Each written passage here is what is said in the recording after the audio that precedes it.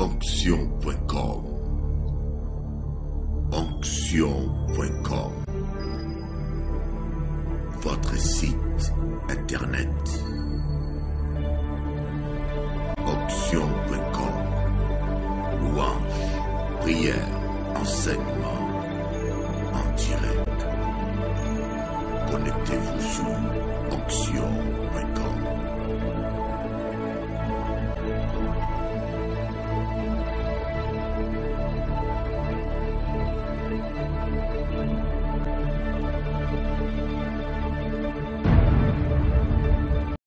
On commence. Bonjour chers amis téléspectateurs, c'est avec une grande joie que ce matin, j'aimerais partager avec vous la parole de Dieu. J'aimerais vous parler de quelque chose qui est important dans nos vies, un trait de caractère qui est vital. Voyez, le but de tous les enseignements, de tous les séminaires que vous recevez, c'est de vous aider à voir le caractère de Christ, à voir le caractère de Christ, de vous amener à ressembler à Jésus-Christ. Nous sommes appelés à voir le caractère de Christ. Nous sommes appelés à ressembler à Jésus-Christ. C'est le but de ce message. C'est le but. Voilà pourquoi, des fois, nous faisons naufrage dans la foi parce qu'il nous manque le caractère de Christ. Nous avons la puissance de Christ, nous avons les qualités de Christ, nous avons les dons de Christ, les dons des miracles, mais nous manquons le caractère. Rappelez-vous que Moïse n'est pas entré dans la terre promise, malgré la puissance qu'il avait, malgré les miracles qu'il a fait, parce que il lui manquait le caractère. Il n'a pas su garder son calme. Voilà pourquoi aujourd'hui, moi et le pasteur Français, nous avions préparé ensemble cet enseignement. Gardez son calme. Gardez son calme. Quand vous ne savez pas garder le calme, vous pouvez même perdre votre destinée. Amen. Alors, nous allons voir dans 2 Chroniques chapitre 20. 2 Chroniques chapitre 20 à partir du verset 1. Après cela, les fils de Moab et les fils d'Ammon avec eux de Moanites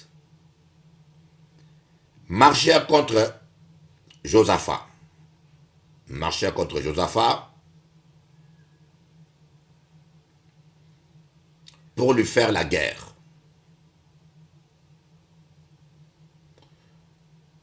On vint informer Josaphat en disant: une multitude nombreuse s'avance contre toi.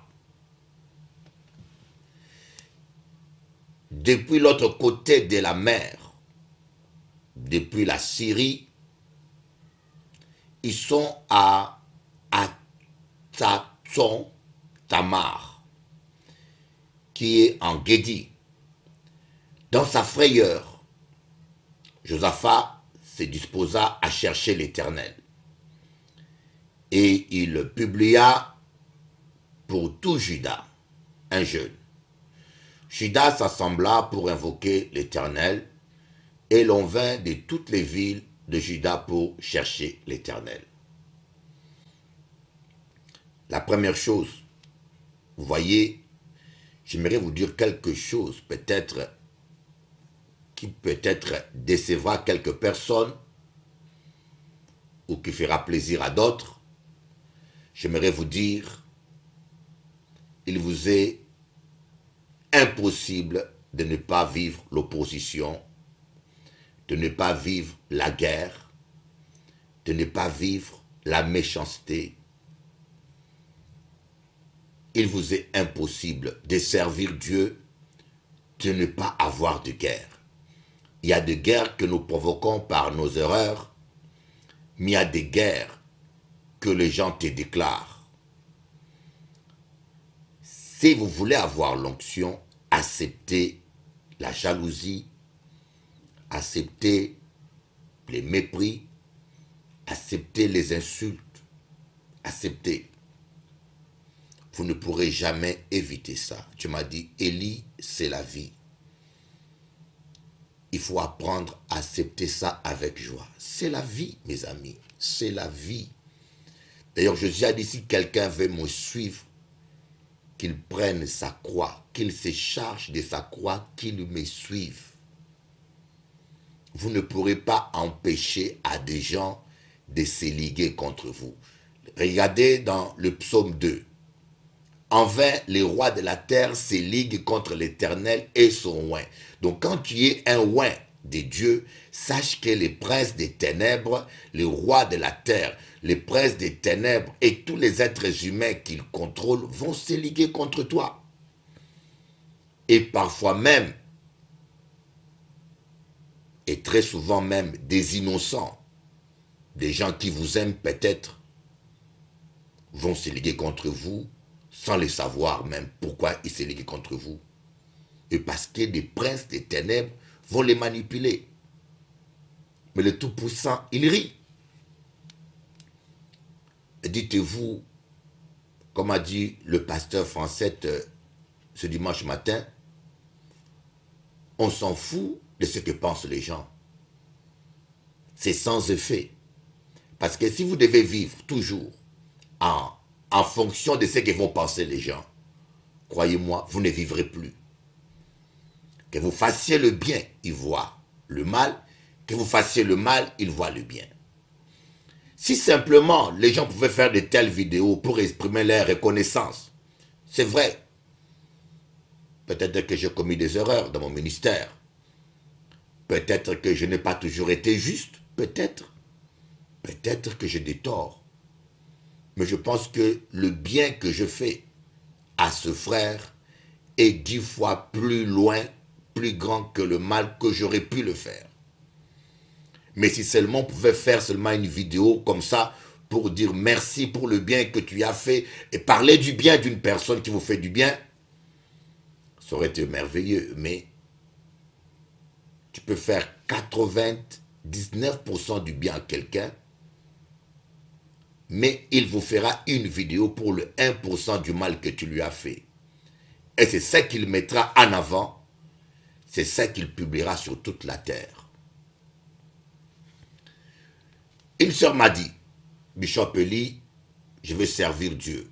Je dis, mais oui, tu peux servir Dieu. Elle s'est mise à servir Dieu. Une sœur que j'aime beaucoup, je crois qu'elle se reconnaît. Je ne sais pas si c'était ton nom, mais c'est un témoignage. Et à un moment donné, je l'ai vue triste. Elle m'a dit, Bishop Eli, je suis découragé. Je ne veux plus servir, découragé de servir Dieu dans cette église. Je lui dis, mais qu'est-ce que tu attends? Si tu veux servir Dieu, attends-toi qu'on parle mal de toi, qu'on soit ingrat avec toi, qu'on t'écrase. Attends-toi à tout et accepte ça. Jésus a dit, aucun disciple n'est plus grand que son maître. Et d'ailleurs, hier, j'ai demandé pardon à Dieu chaque fois que je me suis plaint. Quand on se plaint, c'est qu'on n'accepte pas avec joie. Quand on se plaint, ça nous fait mal. Mais il faut accepter ça. Il faut porter ta croix avec joie. Jésus a dit, prends ta croix avec joie et suis-moi, pas avec tristesse. Il faut comprendre que l'opposition est un bon signe. Tous ceux qui ont marché avec Dieu ont eu à faire face à l'opposition. Et malheur à vous, lorsqu'on ne te fera pas la guerre. Paul a dit, tous ceux qui veulent vivre pieusement selon Jésus-Christ seront persécutés. Alors, pourquoi tu en fais un drame? C'est une bonne nouvelle. Ça veut dire que tu portes du fruit. On jette des pierres que sur un manguier qui porte du fruit. Alléluia. C'est vrai, ça fait mal. Ça fait mal des fois, oui. Mais ne laissez pas les émotions prendre, gardez votre calme. Ne laissez pas les émotions prendre le dessus. Ne réagissez pas dans la blessure. Ne réagissez pas dans la colère. Pourquoi? Quand vous perdez votre calme, votre réaction est disproportionnée. Vos mots deviennent plus violents. Voyez? Donc, voilà pourquoi la justice de l'homme n'accomplit pas, la colère de l'homme n'accomplit pas la justice de Dieu. Parce que votre réaction est disproportionnée. Quand vous recevez une offense, une blessure, allez d'abord dans la présence de Dieu. N'allez pas vers la personne. N'appelez pas la personne. Allez d'abord vers la présence de Dieu. Vous comprenez? N'agissez pas dans la colère. Gardez votre calme. Mais dites-vous, je dis bien à tous ceux qui veulent servir Dieu, faites un contrat clair avec Dieu et dites, Seigneur, j'accepte qu'on parle mal de moi, j'accepte qu'on m'insulte, j'accepte qu'on me critique, j'accepte qu'on me chicote, j'accepte qu'on soit ingrat avec moi, j'accepte qu'on me fasse la guerre, j'accepte qu'on mente sur moi. C'est comme ça qu'on a fait à toi et tu l'as accepté pour moi. Moi aussi, j'accepte ça pour toi. Quand tu auras bien pris conscience et signé ça, alors là, tu pourras servir Dieu. Amen. Les trahisons, les méchancetés, les guerres, parfois c'est inévitable. Arrête de te plaindre. Arrête de pleurer. Dis simplement, Seigneur, merci que je puisse compléter à ce qui manque à tes souffrances pour ton Église. C'est ce que l'apôtre Paul a dit. Merci de m'avoir jugé digne de compléter à ce qui manque à tes souffrances pour ton œuvre, ton Église. C'est un privilège. Croyez-moi, qu'on t'insulte, qu'on te traite de tout le nom pour Dieu. Et surtout, bénissez ces gens-là. Parfois, ils ne savent pas, c'est des princes. Vous savez, le plus grand mal que nos ennemis nous font, ils nous empêchent d'adorer Dieu. Heureusement que Josaphat a eu la bonne réaction. Josaphat n'a pas appelé ses rois. Josaphat ne s'est pas mis à se renseigner combien ils sont. Josaphat ne s'est pas mis n'a pas envoyé des espions. La première réaction que Josaphat a eue, c'est d'aller dans la présence de Dieu. La première réaction que Josaphat a eue, c'est aller dans la présence de Dieu. Et dans la présence de Dieu, il a eu le réma, le mot qu'il fallait. Amen. Le verset 17, qu'est-ce qu'il dit? Vous n'aurez point à combattre en cette affaire. Présentez-vous, tenez-vous là, et vous verrez la délivrance que l'Éternel vous accordera. Juda et Jérusalem, ne craignez point et ne vous effrayez point. Demain, sortez à leur rencontre et l'Éternel sera avec vous. Vous voyez, quand vous êtes calme, quand vous gardez le calme, quand vous ne combattez pas, c'est Dieu qui combattra pour vous. Refusez de combattre dans la chair.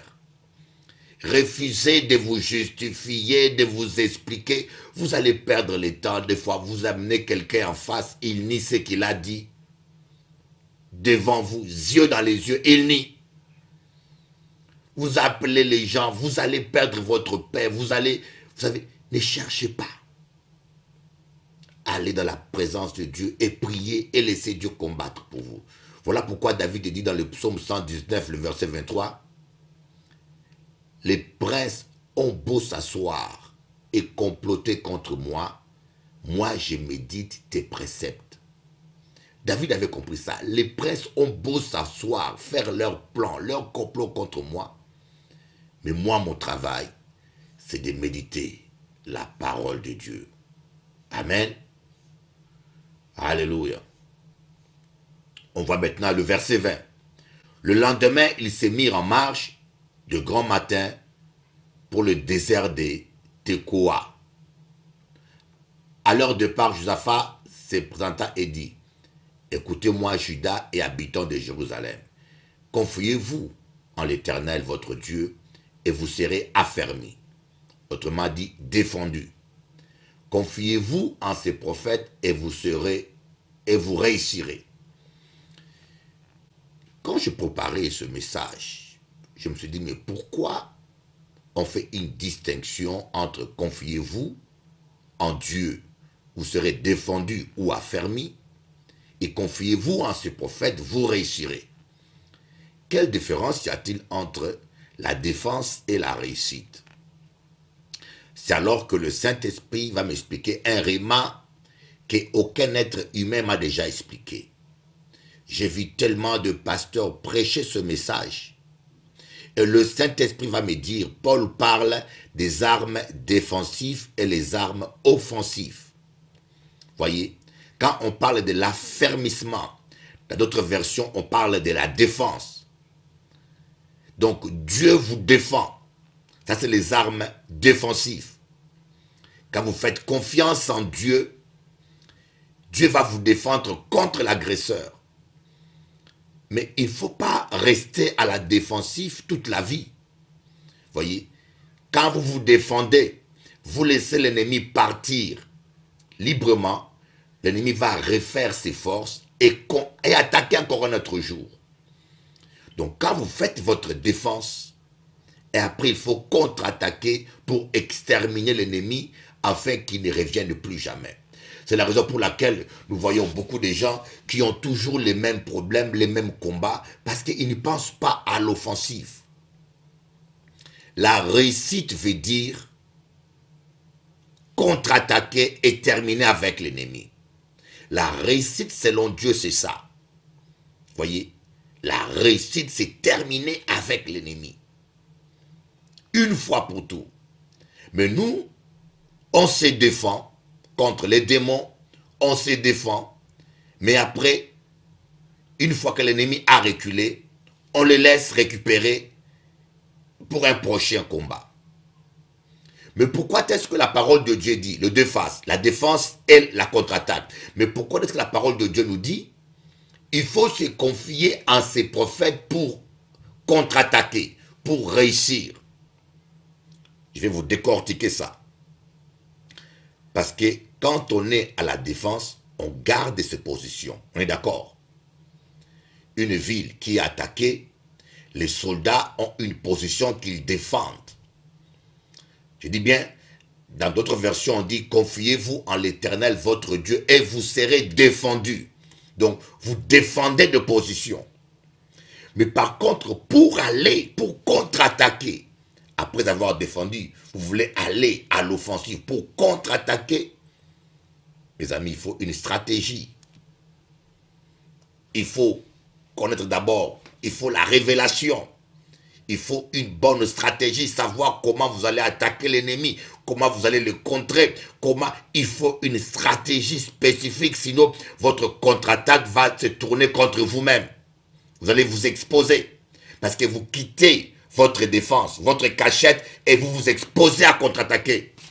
Voilà pourquoi il faut une stratégie. Mais quelle stratégie? C'est le prophète qui le révèle. Dans l'ancien temps, on parle du prophète. Mais aujourd'hui, on parlera de l'onction prophétique. Parce que nous sommes tous quelque part des prophètes. Nous avons l'onction prophétique. Confiez-vous à l'onction prophétique pour qu'il vous donne la stratégie qu'il faut pour couper la tête de Goliath, pour terminer avec l'ennemi. Amen. Voilà pourquoi, pour la défense, on ne vous parle pas des prophètes. La foi dans votre Dieu, vous défendez. Mais pour réussir, c'est-à-dire pour passer à l'offensive, il vous faut la révélation d'une stratégie, l'onction prophétique. Amen. Voilà pourquoi, des fois, nous sommes devant des situations où nous sommes désemparés. Regardez Jésus. Il a été attaqué. On lui a dit, Jésus paye les impôts. C'est une attaque. Il était avec Pierre.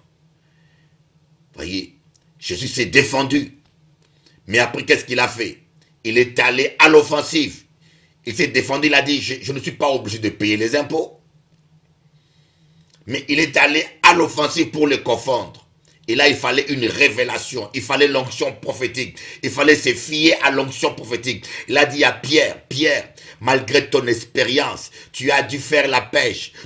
Toute ta vie, c'est vrai que tu n'as jamais attrapé un poisson doré. Tu n'as jamais attrapé un poisson avec de l'or dans la bouche. Ça, c'est ton expérience. Mais fais-moi confiance. Va tout droit. Au bord de la plage, il y a un poisson qui t'attend. Mets ta main dedans, attrape-le. Il a de l'or dans ta bouche. Ouvre sa bouche et sors l'or et paye les impôts. Il fallait une révélation. Il fallait une stratégie. Est-ce que vous me suivez? Il vous faut savoir quelle est la stratégie que Dieu vous donne pour votre ministère, pour votre situation, pour votre famille, pour vos finances, pour votre fils. Il faut connaître la révélation. Voilà l'importance de l'onction prophétique. Jésus n'aurait pas eu l'onction prophétique. Je crois qu'il n'aurait jamais payé les impôts. On lui aurait créé des problèmes. Beaucoup de problèmes nous avons. Le manque de réussite. Nous arrivons à nous défendre. Parce qu'on a foi en Dieu, mais nous n'arrivons pas à réussir, c'est-à-dire à éliminer l'ennemi, à confondre l'ennemi, parce que nous manquons la révélation. Amen. Alors j'aimerais vous parler de 7 bénéfices du calme, de la tranquillité. 7 bénéfices. Premier bénéfice de la tranquillité, c'est l'écoute du Saint-Esprit. L'agitation peut vous distraire et vous empêcher d'écouter le Saint-Esprit, et cela peut être fatal et dangereux. Voyez, le Saint-Esprit, c'est votre GPS. Quand vous êtes agité et que vous ne regardez plus le GPS, vous risquez de vous perdre. Il m'est déjà arrivé d'être dans le tunnel en voiture et que le GPS ne marche plus. Je vois une sortie devant moi. Je ne sais pas s'il faut prendre à gauche ou à droite parce que le GPS ne fonctionne plus. Alors je dois expliquer aux frères, continue tout droit, on ne sait pas, on choisit par hasard.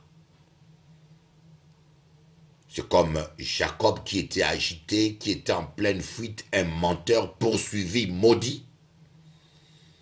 Mais il est arrivé quelque part, il s'est endormi, il a retrouvé le calme et là Dieu l'a parlé. Le calme permet au Saint-Esprit de parler. Remarquez bien que quand Jésus-Christ apparaissait aux disciples, il disait toujours que la paix soit avec vous. C'est-à-dire que le calme soit avec vous. Soyez calme pour m'écouter. Deuxième avantage du calme, le calme vous garde dans la sainteté. On va lire Ecclésiaste chapitre 10, verset 4. Si l'esprit de celui qui domine s'élève contre toi, ne quitte point ta place, car le calme prévient des grands péchés. Il faut apprendre, même dans les couples, vous êtes marié avec un homme, ton mari s'emporte, garde le calme. Je connais des hommes ou des femmes qui ne savent pas garder leur calme. Le même conflit que vous avez, un autre couple en face peut l'avoir. Il n'y a pas de bruit, il n'y a pas de bagarre, il n'y a pas de scandale. Mais vous, parce que vous ne savez pas garder le calme, ce petit conflit prend des proportions dramatiques.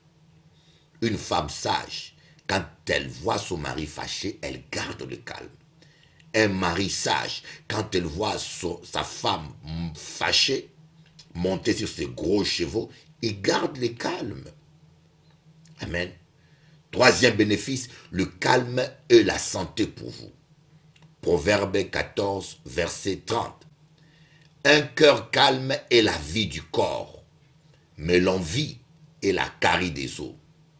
C'est prouvé médicalement que certaines maladies sont dues au stress et à la colère. Crise cardiaque, problème d'estomac. On a vu même des gens mourir, piquer une crise de colère et mourir simplement par manque de calme. Nous allons voir maintenant le quatrième avantage et le cinquième en lisant Ésaïe 30 verset 15. Car ainsi a parlé le Seigneur, l'Éternel, le Saint d'Israël. C'est dans la tranquillité et le repos que sera votre salut. Donc le calme vous apporte le salut. C'est dans le calme et la confiance que sera votre force. Mais vous ne l'avez pas voulu. Dites-vous que la tranquillité, le repos, le calme et confiance sont liés. Il ne peut pas avoir de calme s'il n'y a pas de confiance. Il ne peut pas avoir de tranquillité s'il n'y a pas le repos et le calme.